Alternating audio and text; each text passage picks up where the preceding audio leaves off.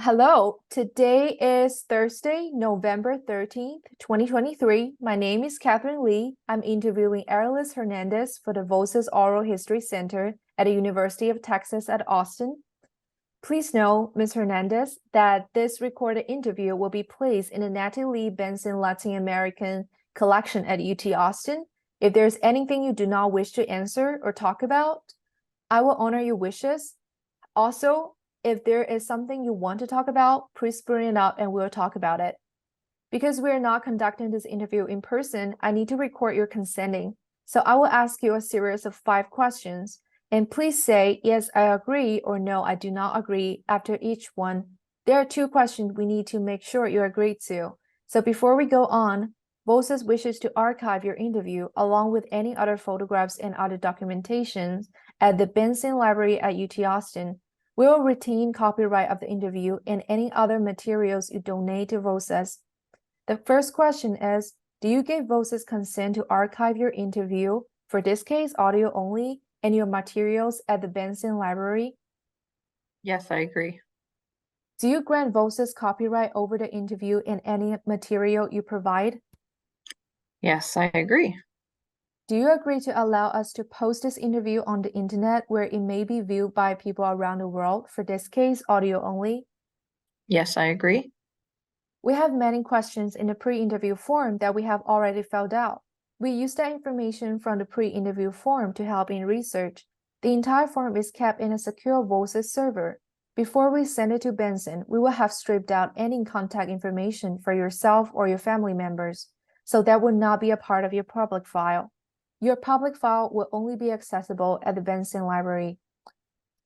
The 4th question is, do you wish for us to share the rest of your interview in public file available to researchers at the Benson? Like my contact information? It will only upon request and the work email address that Yes, was filled out. Yes. And the 5th question, on occasion, Voces received requests from journalists who wish to contact our interview subjects. We only deal with the legitimate news outlets. Do you give consent for us to share your phone numbers or your work emails with journalists? Yes. Okay, thank you so much for answering the questions. And let's jump into the interview. So the first question, we're gonna ask some board question about COVID-19. So first, tell me a little bit about your experience with COVID-19. Um, so I had moved to San Antonio a few months earlier, and was as this new assignment as a border correspondent for the Washington Post. And so I guess my focus with COVID-19 was largely on whether they'd close the border or not and what would happen with border policy and immigration in general. But I would be lying if I didn't also sort of mention my deep-seated fear for my parents, one of whom is diabetic. Yes, we'll dive into that later. And how did you first learn about COVID-19? Well, as a news organization, we were following it quite closely. Sorry, I need to plug in my computer. We You're were good. following it quite closely, and so we knew something was going on. And specifically with me, I was actually sent to California to try to find patient zero when we first sort of got wind that something was happening. And then I quickly came back to San Antonio because San Antonio became a place where some of the earliest patients that were evacuated from cruise ships were taken for medical screening and whatnot. And so while during that early period, one of the patients was sort of preemptively released, and that caused all kind of uproar in San Antonio that this disease was now out in the community. Yes, and what's your first initial reaction to the information about COVID-19, especially when you're contacting with the patient zero in San Antonio? I think it was bewilderment. I don't think we knew what exactly we were looking for. I never Mhm. found her. I drove all around the sort of Vacaville and San Jose and a bunch of places sort of in that Santa Clara County area. I never found her, and I remember just being sort of bewildered as to, not that this wasn't real, but what this meant and where we were headed. Yes. And at what point and how did you realize that this COVID-19, the whole thing was so serious? Or I think I took it seriously from the very beginning. The colleagues who were sort of reporting on the science of this and the health risks of this made it pretty clear from the beginning that this was really bad, and that we needed to take it very seriously. So I think at no point did I not take it seriously. But again, we had so little information at the beginning that it was difficult to gauge what the appropriate response should be. yes. So, how has COVID-19 impacted you personally? Um, well, I didn't get it until much, much later in the pandemic because I took the warning seriously. I Mhm. was the Post actually sent us gloves and masks and hand sanitizer to those of us who were out in the field doing work.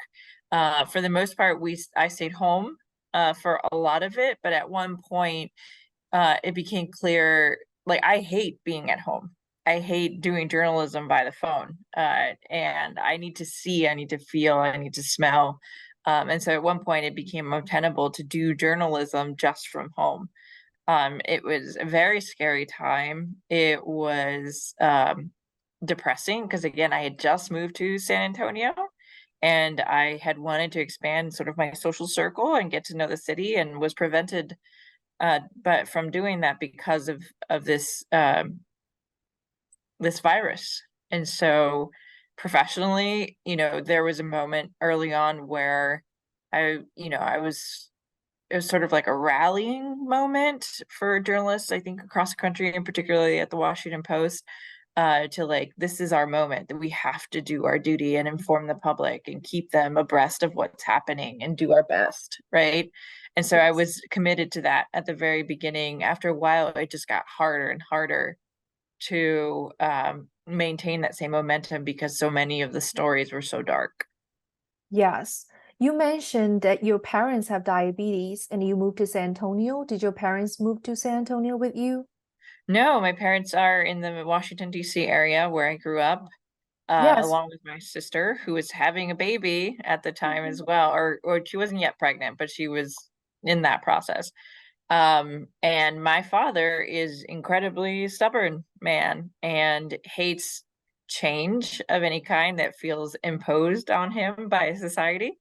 So, we had to threaten him, my siblings and I, about, not go do his daily trips to the hardware store, not go out to the CVS that he loves. It's part of his, like, retirement routine, right? He's going to pick up his prescription pills and that kind of thing. We really had to threaten him and keep him from going to events because he also belonged to a church community that is rather skeptical of government mandates. And how do I put it? Doubtful of the seriousness of what was happening. And, even though he's not of that same perspective, it's incredibly tempting to pretend that life can go on as normal when this infectious virus is around and we had very little information about it. So I was most scared for him.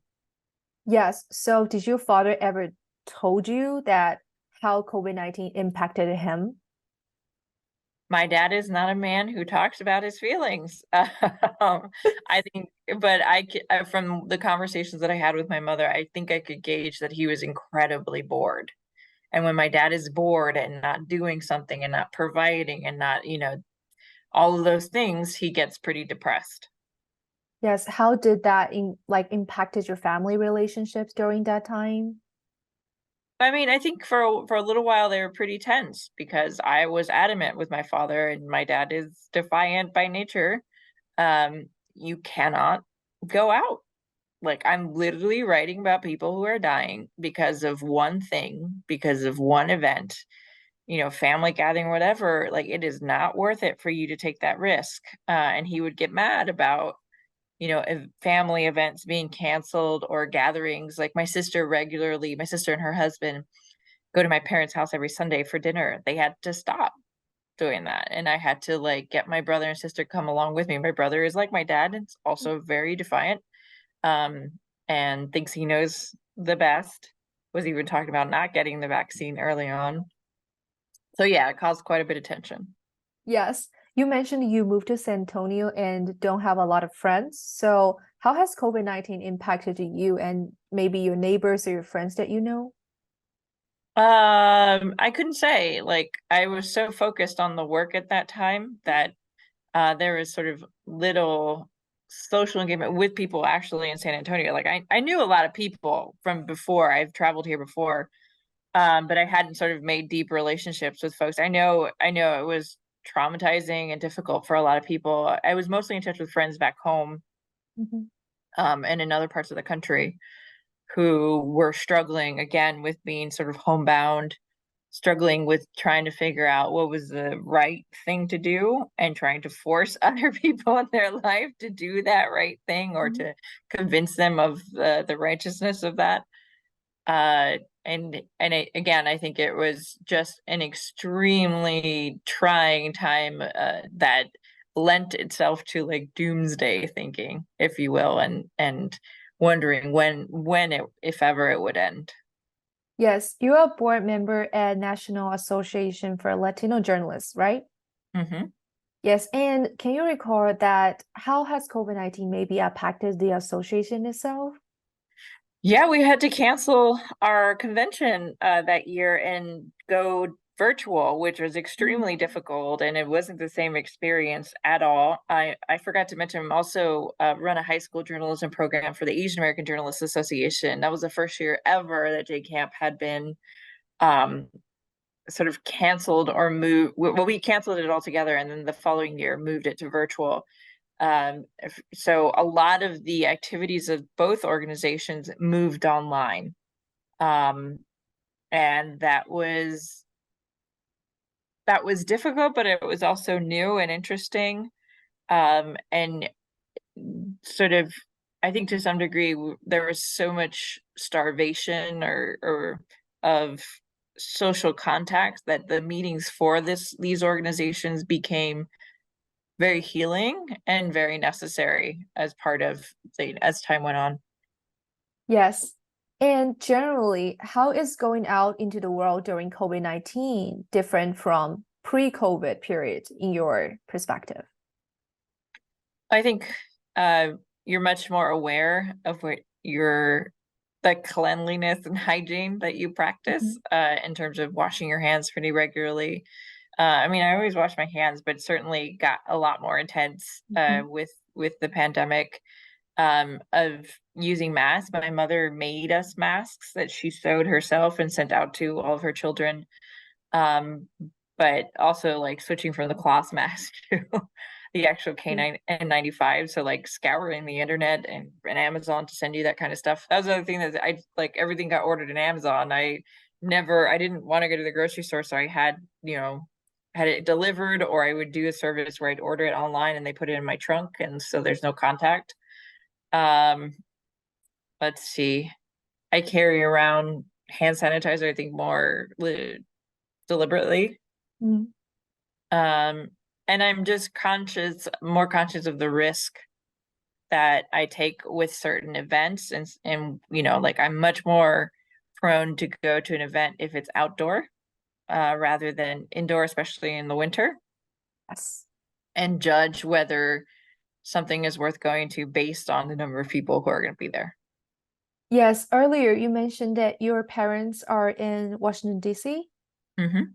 and you're in San Antonio. So how has COVID impacted your ability to gather with your family and friends for those important events? Because you also mentioned that a lot of family events was canceled because your parents shouldn't go out. Yeah, so there was no Christmas that year for me. I usually go home or they come to me.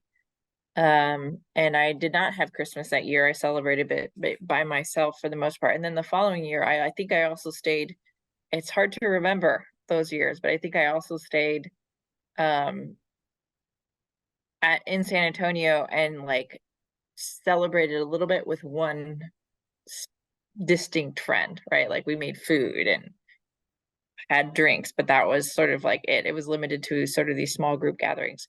The other thing that we did was there were a lot of Zoom calls where we like the family and our extended family would play games and try to use that as a means to keep motivating each other. So that happened several times throughout the year. And even when the Nationals won the World Series in, I think it was 21 or 20, I can't remember when, we watched it together using, like Roku or something, group watch or something like that. So we like use technology to try to bridge the gaps of not being able to see each other in person. And then finally, my mom was the first person who traveled to in 21 on spring break to visit me. Yes. So during the pandemic time, who have you interacted with mostly and why? My editors, I That makes think. sense. Yeah, I think mostly my editors. Yes. And you mentioned that you were in a high school journalism program. I'm part of a Yes. leadership group that runs a high school journalism camp. Yes. Yes. So how has the COVID-19 changed the way that your community or received education, especially in this program that you're running? Yeah. So, I mean, J Camp is sort of built around building relationships and community. And that was really difficult to do when we couldn't be there in person. And so the first year, we just canceled it because J Camp is not J Camp if we're not together in that way. The next year, we decided to do instead, in place of the year we canceled, we did like an alumni summit where basically everyone joined online and we shared stories and memories of J Camp and ideas for how we want as alumni to plan for the future. And then the year we did it virtual, it was really heartbreaking because they were fantastic students. We reduced the class to usually we have about anywhere from 30 to 42 students historically. And that year we had about 12 students that were great, that were fantastic, and we would have loved to have met in person. Instead, we use Zoom and some other like game consoles, whatever, to try and supplant some of those bonding experience that would now normally happen in person. They were wonderful, but it was really sad for them. Yes. Did any of the students in the program mention the impact of the pandemic for their education, especially for this program?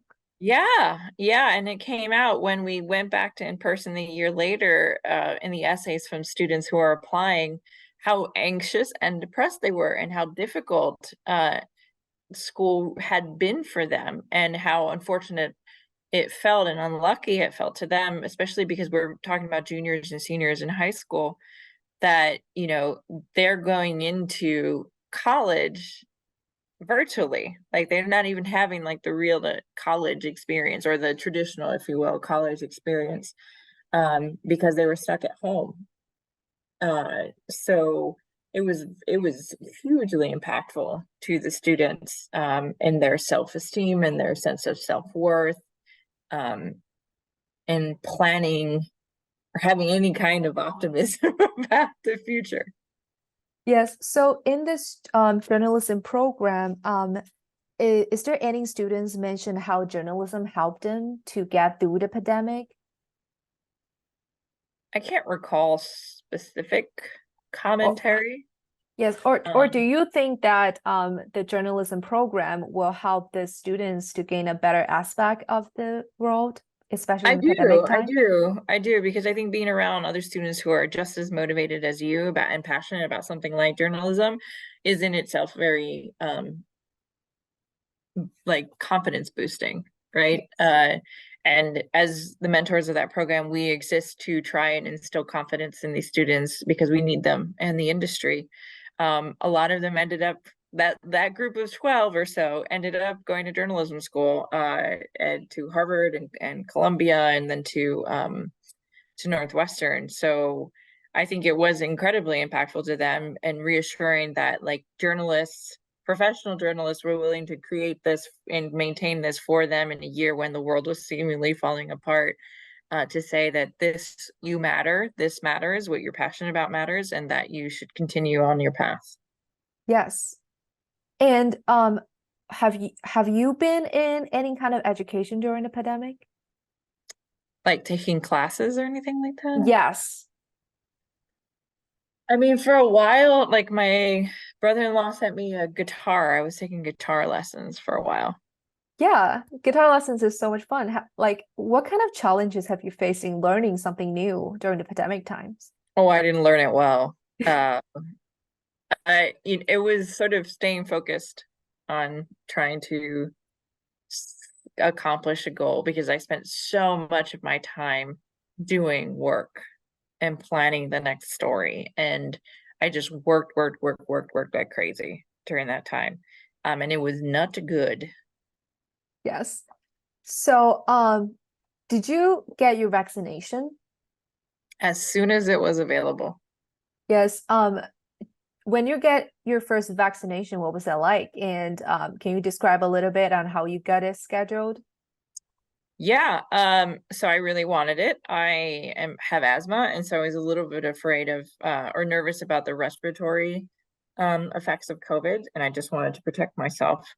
I believe in vaccines. And so when I tried to get one in the San Antonio area, I um I couldn't find a place to get it. San Antonio, there were a lot of people who were interested in having it, and there's a large elderly population here, and so they were prioritized to some degree. And I should know that I like regularly got COVID tested when I did work. So like I'm COVID tested probably 1,200 times. I'm exaggerating, but probably like 1,200 times during, and it would be these little outdoor booths with a RN inside, and whatever, that whole thing. And then they send you email or a text message saying, you're positive, you're negative.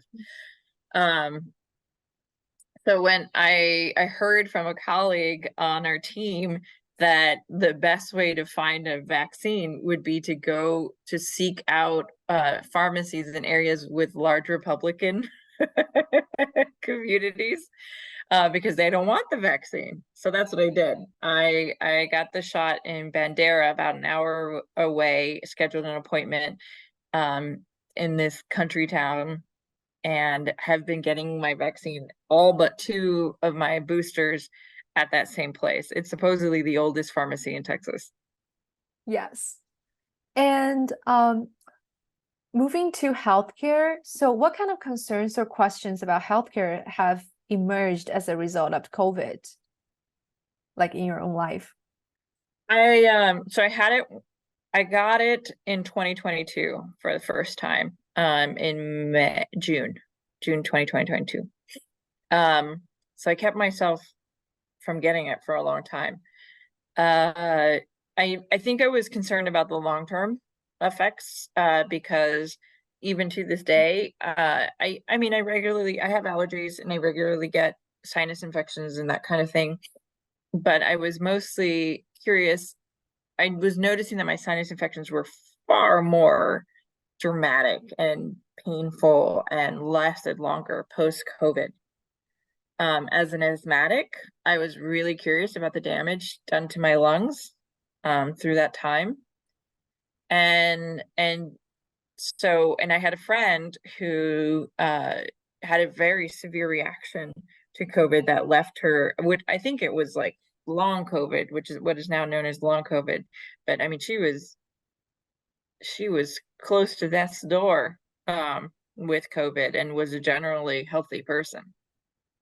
Yes, have COVID-19 impact like your accessibility to healthcare? My accessibility to healthcare. I don't like going to the doctor. I never have. I think healthcare is a scam. No, I'm just kidding. I do think that our healthcare system in this country needs a lot of work, and so I'm not super trusting of it. But both my mother works in healthcare, so it's more of a ding towards her. Or worked, retired from. I don't think my attitude. I believe in vaccines and that type of thing. I don't think my attitude towards healthcare in general. I mean, I regularly, well, I did not have a primary care doctor for almost 7 years, and I did get one afterwards. But I think that's more like finally admitting you're an adult versus any attitudes that would have changed post COVID. Um, you know, no, I don't think it changed too much other than uh, a general respect for those who worked on the vaccine and did what they could to normalize our Yes. our world.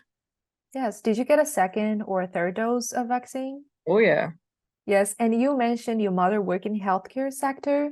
So, do you have a story of did your mom get vaccinated and did your From dad the get very vaccinated? beginning, from the very Yes. beginning. Yes.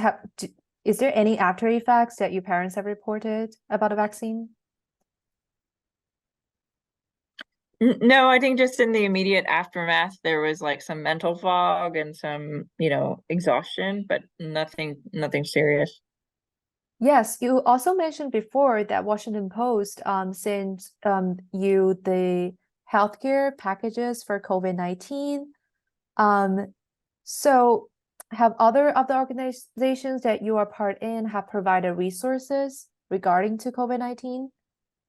Um, well, NHJ, the National Association of Hispanic Journalists, would send like, alerts and was I think we organized some kind of safety workshop for journalists and also some language people could use if they wanted to say no to certain assignments, that kind of thing. So it's more of a like rhetorical toolkit rather than like sending out masks or hand sanitizer. Um, yeah. So also in your coverages at that time, did you mention any kind of the healthcare reminder in your coverages or?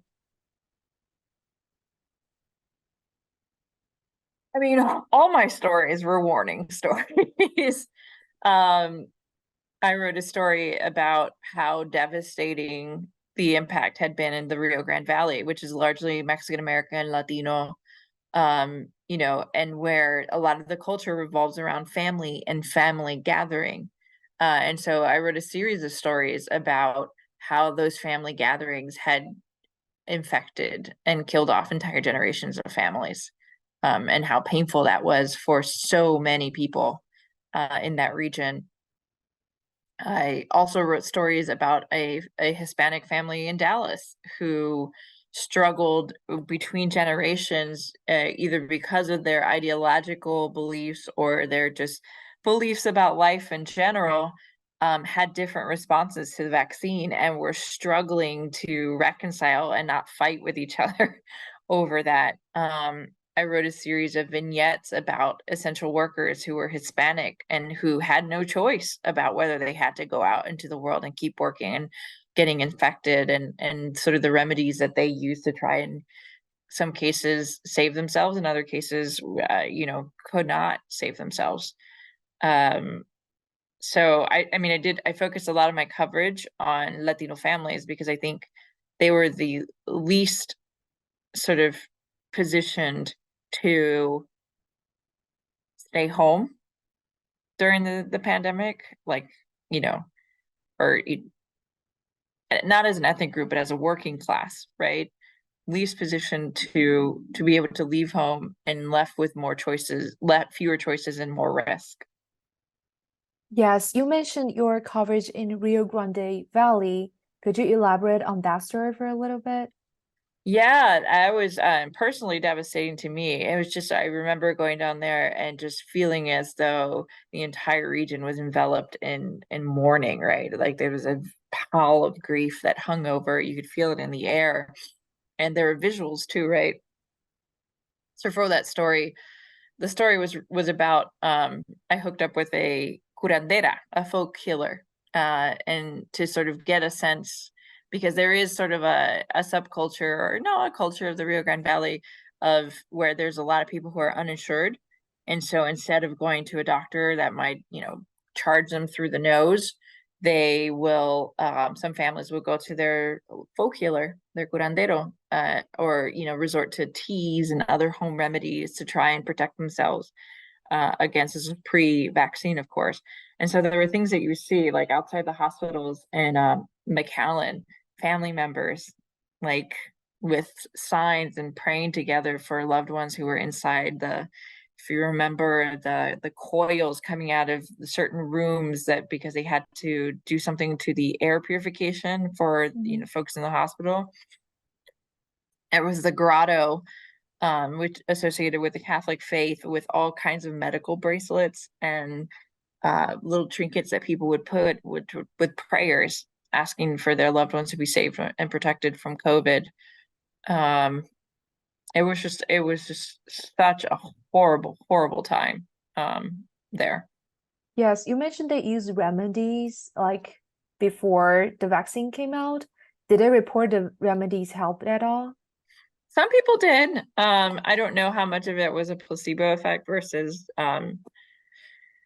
any other physiological, biological things. For example, during that story, in fact, I was visiting folks who lived in colonias. Colonias are communities that are connected to sort of the community, the county, or the official government infrastructure. So they don't have running water in the same way that you and I might have living in the city or whatever.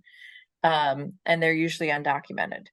And while we were out there, the lady hands me a little bag of dried leaves of eucalyptus to make a tea, because that's what they were relying on to protect themselves.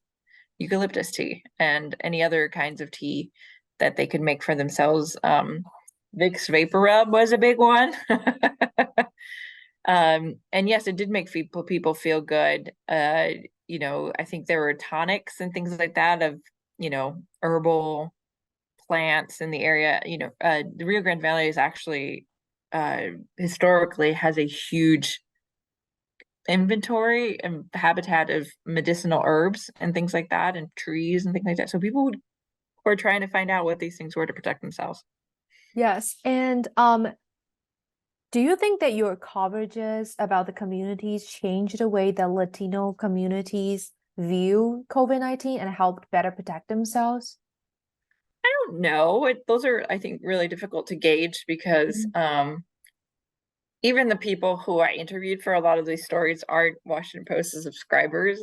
They're not regularly reading my particular coverage. I do think, and I hope that it gave voice and visibility to a community that was really struggling and needed more resources. And I don't have documented evidence that that happened, but I do think that that meant something. And whether that changed how the methods they use to protect themselves, I think information is a powerful tool to navigate this particular society.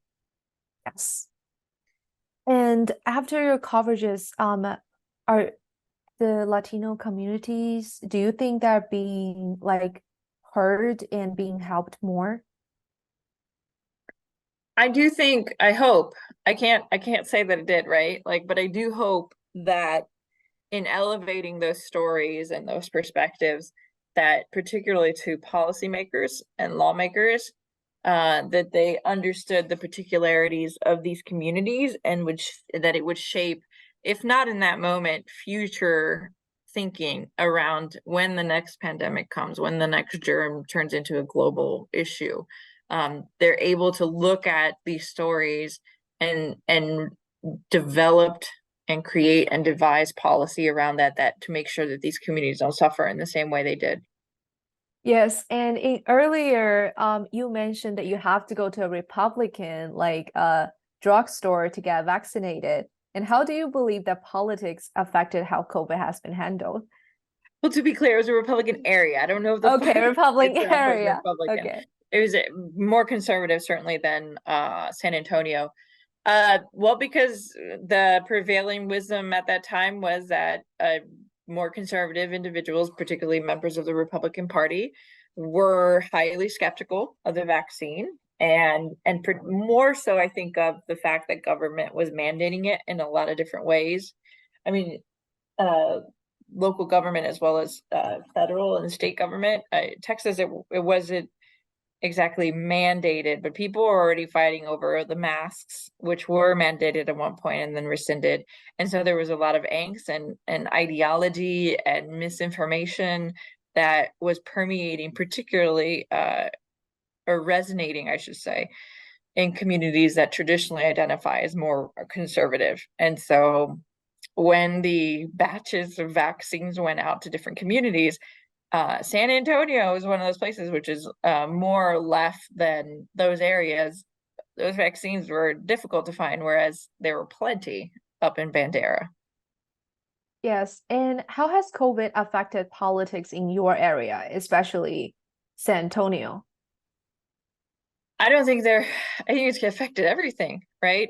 San Antonio is a city that is largely, I think, Democratic. I think it's safe to say largely Democratic and led by a Democratic leadership. And they came into persistent conflict with the Republican legislature and the Republican governor over how best to protect people, how best to um, balance the needs of the many versus the needs of the few. And so it was like watching, it was just a constant battle, and we wrote about it plenty of times. And it led to, even today, efforts in the state legislature to strip city governments and local governments of some powers that they have originally, long enjoyed in terms of the sort of the ethic of local control in Texas history, or Texas political history, that is. So it affected everything. And in terms of like individual relationships, I mean, people are highly conscious now of germs. I mean, they were before, Yes. but definitely far more now, and are conscientious, particularly in the winter when you have sort of a conglomeration of viruses that are going crazy with the flu, the cold, RSV, are conscious about when they plan events. I mean, what is San Antonio's big food place? There's tons of restaurants. Everyone has sort of adjusted to either a drive-through model or some kind of carry-out model. I think it accelerated the move to using apps and platforms for ordering food. I think Uber Eats went crazy here in San Antonio. The curbside pickup for large retailers in San Antonio, and HEB in particular, which is a Texas-based grocer, is still exists for people who are nervous, and people still mask, in, for all of the requisite reasons. Yeah. So your parents live in DC, and have they told you how politics in their area changed their life? So it's different, right? Because Yes. Texas is much more conservative. DC is not generally, right? It's more blue, and DC and Maryland, they live in suburban Maryland, and just outside DC. And so everybody sort of stepped to when it came to masks, when it came to staying home, when it came to vaccines. There was a lot more compliance with this ethic for public good there. And so it wasn't as stark as it was here in Texas, and at least the divisions, I should say. In terms of the politics, I mean, my dad was tired of wearing a mask. Like he has anxiety over some breathing issues that he has. Like he uses a CPAP, like many people his age, CPAP machine to sleep for his sleep apnea. And so the mask really irritated him because it gave him a sensation of anxiety that he couldn't breathe and that it was hot. So he really hated it. But the politics of his area were such that if he were to take it off or to not, or forget it in the car or whatever, he would have to go back to the car and go get it, because they weren't going to let him in the store, and they weren't going to let him in this place or that, or people were going to start looking at him weird, and he hated that. So in that way, I think he was impacted by the politics. But in general, like my parents' politics align pretty specifically with where the state is, and state in the region. Yes. So a follow-up questions to when you're doing coverages about Latino communities. So During your covering of that stories, did you face any confrontations or conflicts with people who are hostile to journalists? All the time. I can't remember specific uh incidents right now, but I know there were many, many, many, many, many conflicts. Like, I had to travel a lot. I covered a Trump rally during the pandemic, and the protests, right? Yes. So, if I was wearing a mask, that was like an automatic signal to folks who oppose mask mandates that I must not be on their team, right? So that sort of made a target, and for the most part, I think I just ignored. No one ever put a hand on me or anything like that. I think the closest that I got to being scared was like brushing up against a Proud Boy in Tulsa, Oklahoma. But um, I did wonder sometimes if I would be more effective interviewer, if it would be more effective reporter if I took the mask off and tried to help that person feel a little bit more at ease with me and my questions. But it got really tense, always if they wanted to know where I worked, and if I said the Washington Post, it was this is automatic, yeah, I don't talk to you. Or no, I'm not going to listen to you. There was one story, actually, now I do remember a specific incident. There was one story about, I reached out to, I think, a business in South Padre Island about lockdowns because they had opened during what was supposed to be spring break, and South Padre Island is a huge destination for spring breakers. And I think a lot of people had gotten sick. And so I had called that business and got a mouthful on the phone, really, really nasty. Um, and then later they called to apologize though for the outburst, because again, they had made all kinds of assumptions. Sometimes when I make calls by phone, some people wanted to know like where I stood, as if that was again a prerequisite for my ability to interview them fairly. So I spent a lot of time trying to talk people down, but I don't think it was as much the ideology as that people were just tense. People were just stressed and anxious, and I had to spend a lot more time on the phone and in person trying to ease and build rapport. Yes. Oh, so can you go a little bit specific on how you built this kind of rapport with those people who are not willing to talk to I you? Yeah, I would just let them scream at me. I would just let them scream at me. I'm like, okay, you got that out of your system? All right, good. Now here are Yes. my questions. Or I would explain, really deeply about where this is going to appear, how I plan to use it, which I think I do most of the times anyways. But I spend a lot more time sort of just like, it's going to go in this story, and this is what the story is about, and this is the premise. Um, and what else did I do? I would read back quotes on the phone to them, like of our conversation. This is what I'm planning on using, and that could change, but this is what I'm planning on using. Are you okay with that? Or I would follow up after the publication and check in on them. And sometimes it was just a matter of listening. People just wanted space to talk to someone, and sometimes a complete stranger is the most comforting person to do that with, because I'm not going to judge them. I'm listening. My job, I'm a professional listener. At least that's the way I think my job works, and the way I practice my journalism. So I spent hours on the phone when normally I might do an interview in 20-30 minutes. Yes, and I know that in pandemic times, we're in a world of misinformations, and as journalists covering the stories, how did you navigate in the world of misinformation? So again, if memory serves me well, um, it was extremely difficult because the research was happening in real time, right? We were learning what this was all about in real time. Like, for example, I was one of those people who wiped down with Clorox sheets all of their groceries after picking them up, in my trunk. And it turned out that COVID can't be spread on surfaces. And that was one of those things that we had to like debunk early on, right? Like, but that there was a whole cycle of that where we would state something and it would be true for a little while. And then like more would be learned and the guidance changed.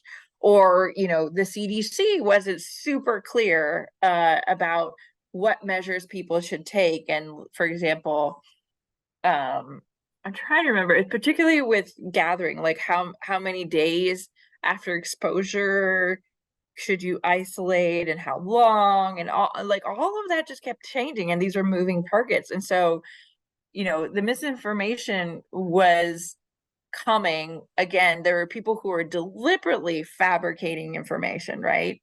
And then there were the people who are the official forces who kept changing it because the research would change, because more research was available. But then you had a public that was largely getting tired of, what the changing nature of the research and the information, and decided at some point to just tune out, or lend more credence to those who were intentionally fabricating information because that was easier and more comforting than the truth. Yes.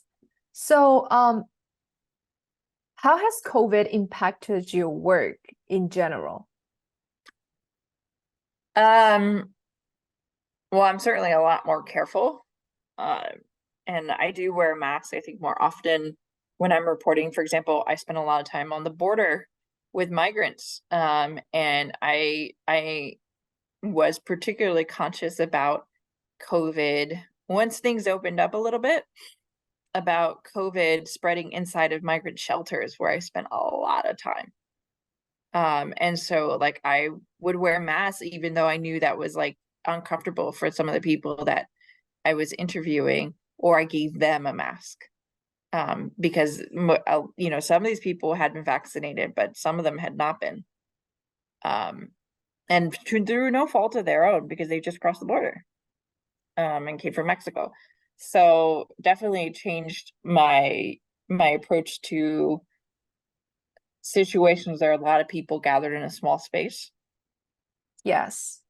I think it changed my reporting in that I am a lot more, I think, empathetic as a reporter now, because of some of the experiences that I had during the pandemic, including interviewing the mother of a child who died suddenly from what they believe is a disease linked to COVID exposure. That was one of the hardest interviews I've ever had to do. And it was just dreadful. And so I think I'm a lot more empathetic and a lot more patient with people. I also, I think, realized that it's really important to balance my own life because I do work so often. I think I'm probably a workaholic. And at some point derived some of my self-worth from the work itself, and how often I was producing and how it was being received by my editors and by the public. And there was a moment of realization throughout the pandemic where I, separated those two things, that my worth comes from my essentialness rather than whatever I produce. So I do think I approach my work differently now, more maturely perhaps than I did before. Yes, you mentioned you are reporting in a shelter and sometimes they feel uncomfortable because you're wearing a mask.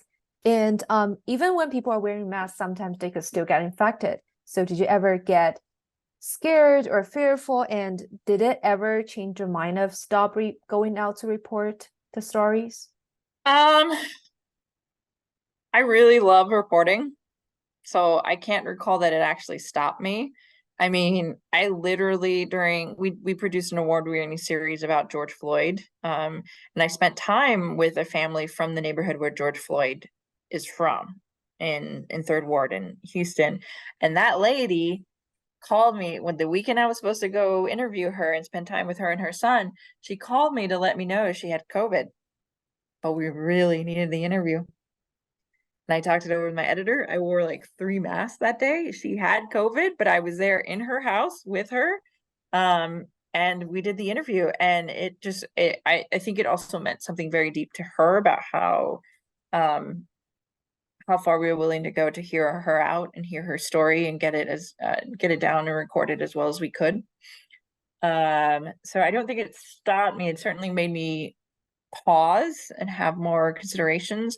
And there were times when, like, my face is a tool for reporting. So when I'm interviewing people, like, I like to look straight into their eyes.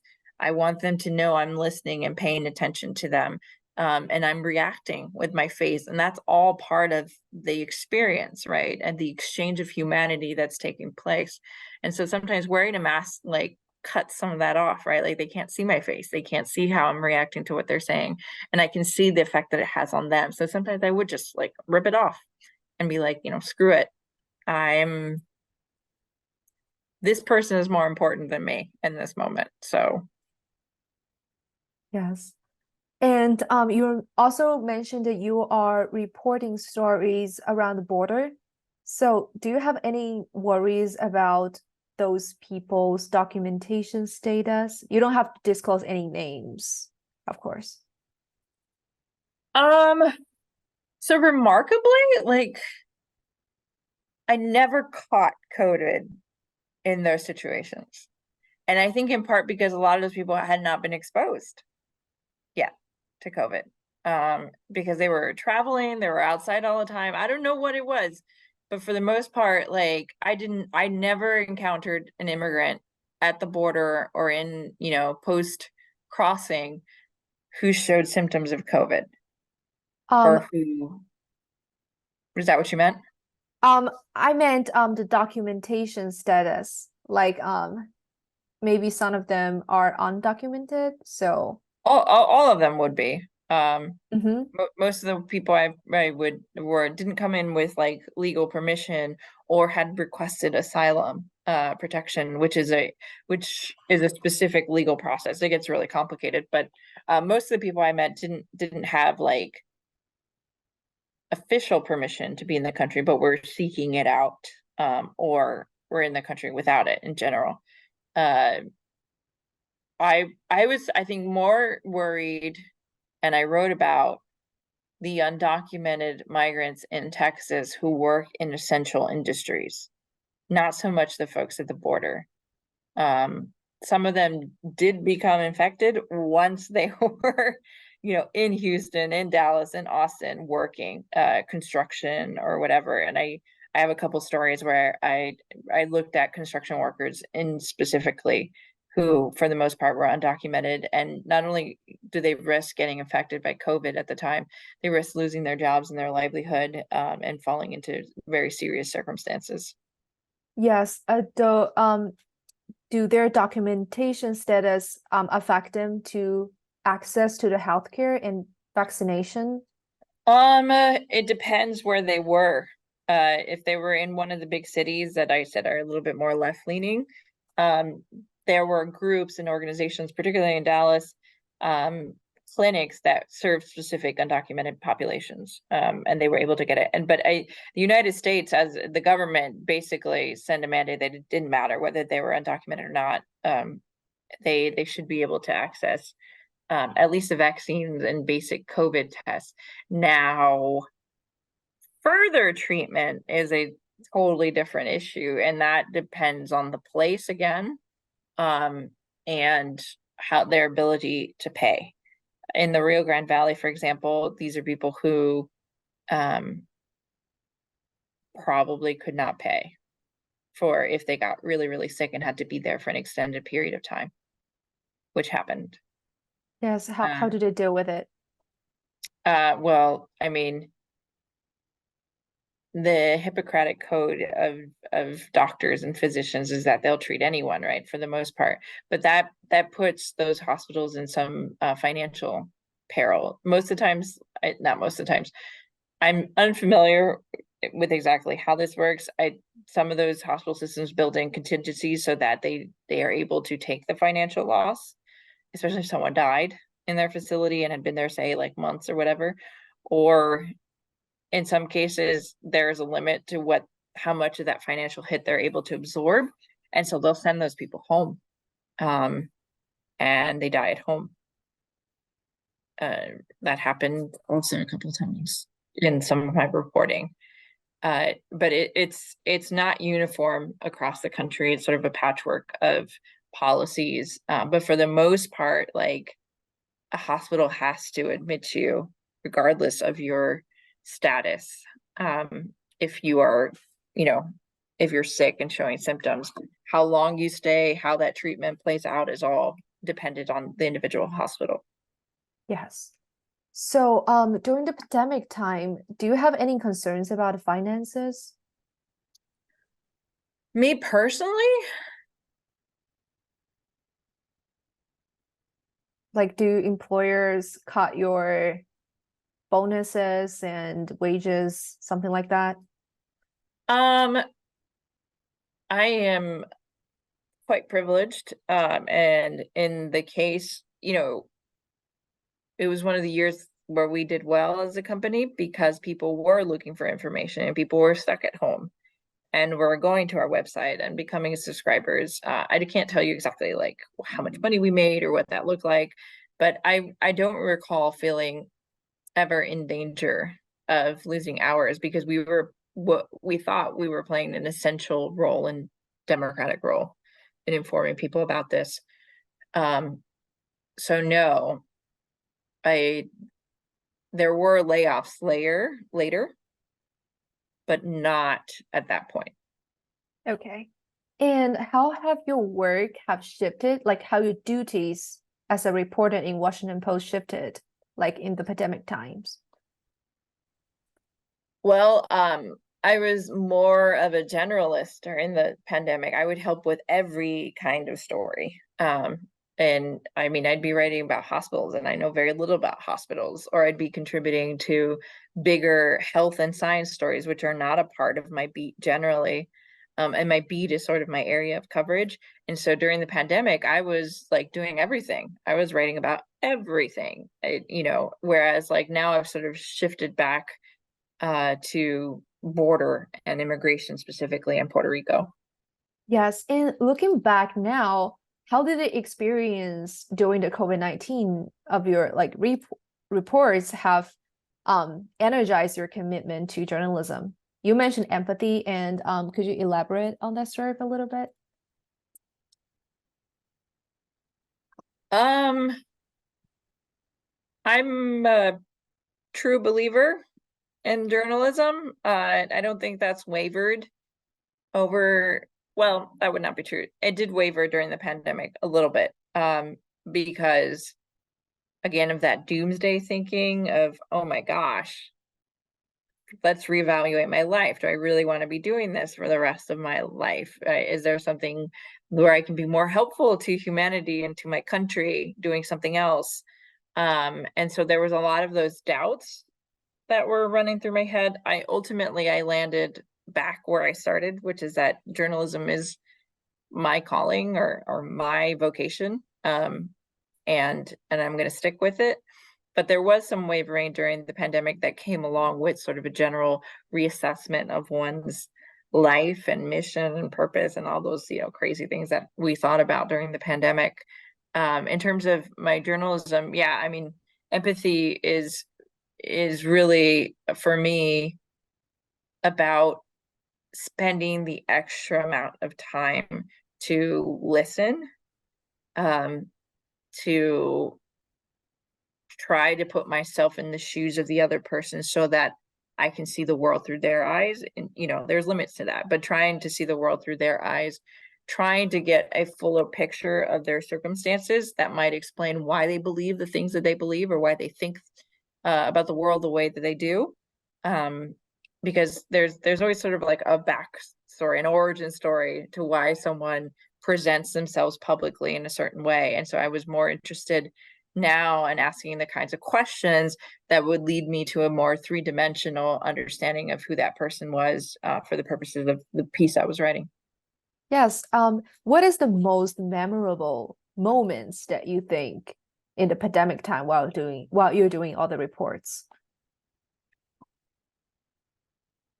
I can't exactly recall the story, but I remember interviewing a man who had a spina bifida, I believe.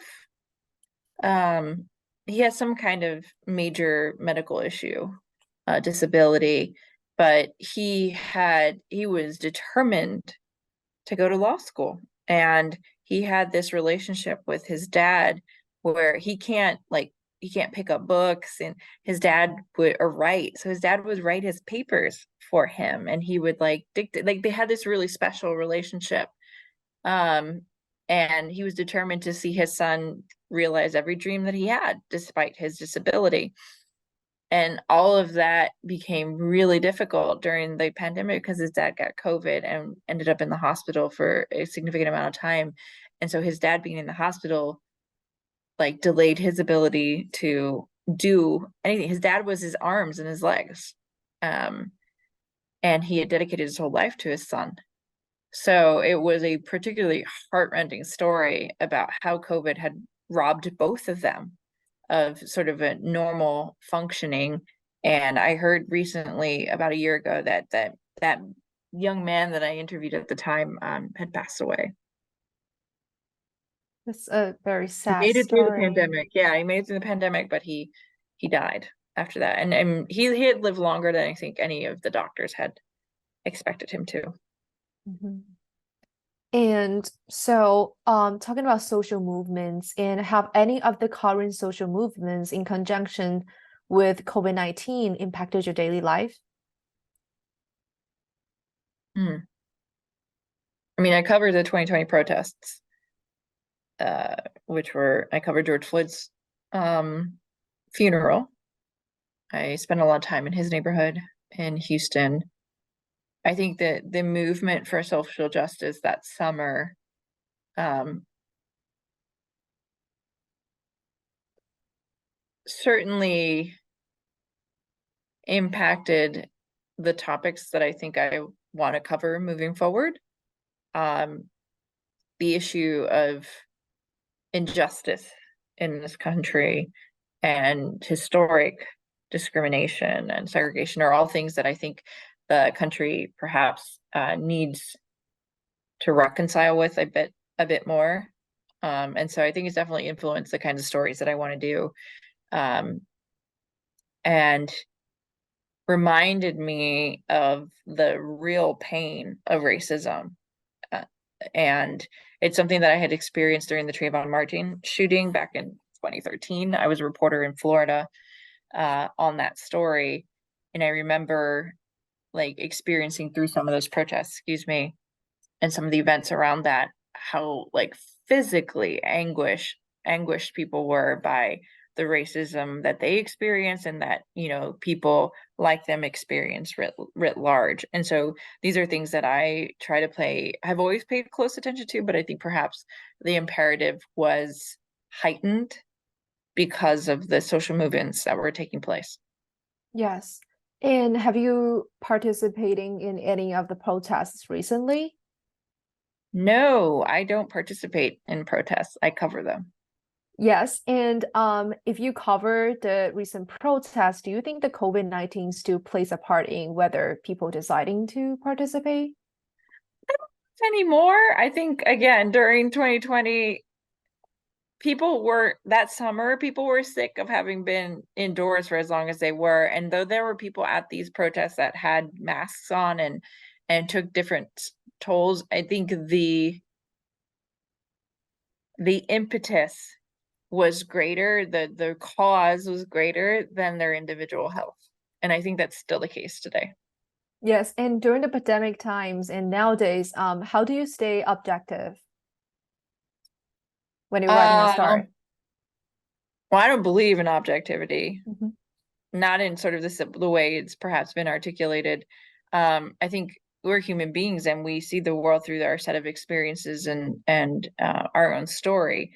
So I think what is more accurate to the way that I practice journalism is that I try to be fair and make sure that my process is fair and try to be as transparent in the way I go about doing the reporting, you know, I'm explicit with the people that interview about the books that I've read or the things that or the people that I've interviewed about, as I'm trying to form thoughts around a particular issue. So I think we can be fair, and I can check my biases, and I can go through a process where I check with other colleagues and say, hey, can you read this? Does it sound unfair to not compromising truth, or where I think truth is discernible insofar as you're able to, fact check that. But for fairness to the person, and to remember that everyone involved is a human being with all that comes with it. So I'm not sure that objectivity is the goal for me so much as being fair and transparent in the process, and making sure I do everything I can not to misrepresent the people that have trusted me with the information. Yes. And if you can send a message to future journalists or people who are interested in journalism, and what would you tell them? Like, especially during epidemic times, you're facing a lot of challenges. What's your advice? I think I would tell young journalists to not be a workaholic like I was, but because that'll sink your self-esteem and your sense of self-worth pretty quickly. To make sure that you balance your life with other things that make you happy, that you practice self-care, not to the exclusion of being like meeting your responsibilities, of course. But really investing deeply in the relationships that matter to you, to make sure that you have a support network for the moments when you really need it.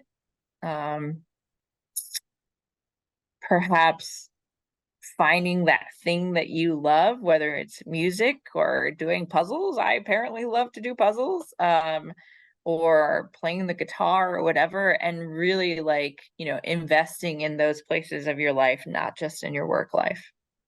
Yes, and that's basically all the questions. And is there anything else you would like to share about your experiences with COVID-19 that I have not asked about? Um, I think I would just say it was really hard, and frankly, I don't remember a lot of it.